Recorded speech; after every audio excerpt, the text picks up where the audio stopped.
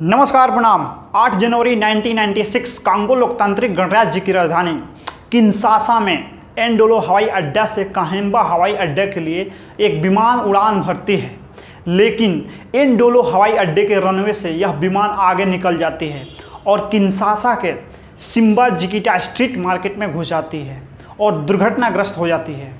चालक दल के 6 सदस्यों में से 4 लोग जीवित रहने में कामयाब रहते हैं। हालांकि ज़मीन पे 225 से 348 मौतें हुई और लगभग 253 महत्वपूर्ण चोटें आई।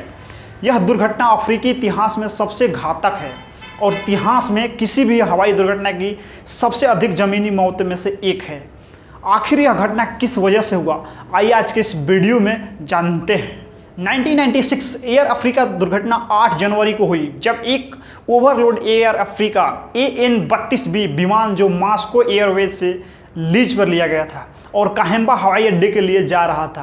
विफल होने के बाद कांगो लोकतांत्रिक गणराज्य के किन्शासा में एंडोलो हवाई अड्डे पे रनवे से आगे निकल गया, उड़ान भरी और किन्शासा के सिम्बा जिकिटा स्ट्रीट मार्केट में घुस गया।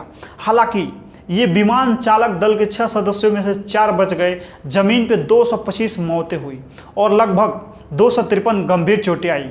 यह किसी विमान के आकस्मिक दुर्घटनाओं के कारण होने वाली गैर यात्री जमीनी मौतों की सबसे बड़ी संख्या है। 8 फरवरी 1996 को अफ्रीका एयर एंटोनो 32 मालवाहक विमान किन्शासा ज़ायरे में लकड़ी और लोहे के बने बाजार में दुर्घटनाग्रस्त हो गया, जिसमें 250 लोग मारे गए। कथित तौर पर अंगोला में जोनास सम्बिबी के विद्रोही समूह यूनिटा को आपूर्ति पहुंचाने के लिए जा रहा था। विमान अपनी क्षमता से अधिक भर गया था और उड़ान भरने में विफल रहा। यह रनवे से सीधे बाजार में घुस गया, जहां इसमें आग की लपेटों में घिरने से पहले झोपड़ियां लोगों और कारों को तोड़ दिया। किन्शासा में एंडोलो हवाई अड्डे के ठीक बगल में बना यह बाजार ज़्यादातर महिलाओं और बच्चों से भरा हुआ था। दुर्घटनाओं में लोग जल गए और छत बिछत हो गए। इसके बाद हुई अराजकता में जीवित बचे लोग में से कुछ ने घायलों को बचाने का प्रयास किया, जबकि अन्य ने बाजार लूट लिया और 100 छत बिछत अंगों से गहने निकाल लिए गए। चालक दल के 6 सदस्यों में से 4 बच गए और उस भीषण दृश्य में भीड़ के हमले में बमुश्किल बच पाए। केवल 66 शवों की पहचान की जा सकी, बाकी जले हुए थे और उनकी पहचान करना मुश्किल था। बाद में यह पता चला कि उड़ान अवैध थी, क्योंकि अफ्रीका एयर के पास उड़ान संचालित करने के लिए मंजूरी के कागजात नहीं थे और उसने साइब एयर से कागजात उधार लिए थे। यह भी स्थापित किया गया कि पायलट जो रूसी थे योग्य नहीं थे और संभवतः टेक ऑफ के दौरान नशे के हालत में थे। पायलट लोगों को दोषी ठहराया गया और प्रत्येक को 2 साल जेल की सजा सुनाई गई। अफ्रीका एयर और साइब एयरलाइंस दोनों पर मुआवजे के तौर पे $1.4 मिलियन का जुर्माना लगाया गया। अफ्रीका एयर बाद में निष्क्रिय हो गई। हालांकि इसे ज़्यादा मीडिया कवरेज नहीं मिली, लेकिन इसे अफ्रीका में अब तक की सबसे भीषण विमान दुर्घटना माना जाता है। एयर अफ्रीका दुर्घटना के महत्वपूर्ण को पूरी तरह से समझने के लिए हमें उस दिन हुई दुर्घटना की गहराइयों से जांच करनी चाहिए, जिसमें 225 लोगों की जान चली गई और अनगिनत अन्य लोगों को अकल्पनीय दर्द और पीड़ा हुई। यह दुर्भाग्यपूर्ण घटना इतिहास में सबसे अधिक गैर यात्री जमीनी मौतें वाली दुर्घटना के रूप में अंकित है, जो 9/11 की दुखद घटनाओं के बाद दूसरे स्थान पर है। यह एक ऐसी आपदाओं का दोबारा होने से रोकने के लिए सुरक्षा को प्राथमिकता देने और कड़े उपायों को लागू करने के लिए महत्व की याद दिलाता है।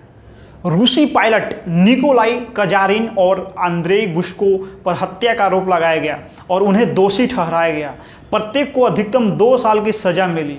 परीक्षण के दौरान उन्हें स्वीकार किया कि वे साइब एयरलिफ्ट से उधार ली गई निकासी कागजात का उपयोग कर रहे थे, कि वे जानते थे कि उड़ान अवैध थी और उड़ान वास्तव में अंगोला के लिए बाध्य थी। घनी आबादी वाले क्षेत्रों में ओवरलोड विमानों के उड़ने के अंतर्निहित खतरों को कांगो लोकतांत्रिक गणराज्य में संबोधित नहीं किया गया था और 4 अक्टूबर 2007 को एंडजीली अंतर्राष्ट्रीय हवाई अड्डे पर 2007 अफ्रीका 1 एंटोनो N-26 दुर्घटना की एक आभासी पुनरावृत्ति हुई है। अफ्रीका में दशकों के संघर्ष के बाद हवाई परिवहन व्यवसाय जटिल और अक्सर अवैध है। चार्टर्स जो विमान का संचालन करते हैं, शिपिंग एजेंट जो अपने ग्राहकों के लिए डिलीवरी का आयोजन करता है, और जिस कंपनी के पास वास्तव में विमान है उसके बीच संबंध अक्सर बहुत जटिल होते हैं।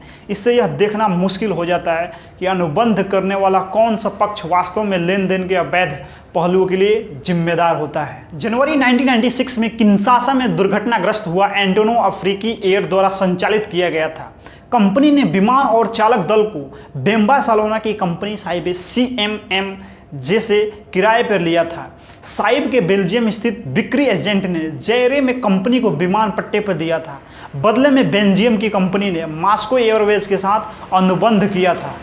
बेम्बा सेलोना और मोबुतु फोर्स 18 नवंबर 1985 के स्वामित्व वाली एयरलाइन साहिब एयरलिफ्ट को भी यूनिटा में हथियार ले जाते हुए पाया गया।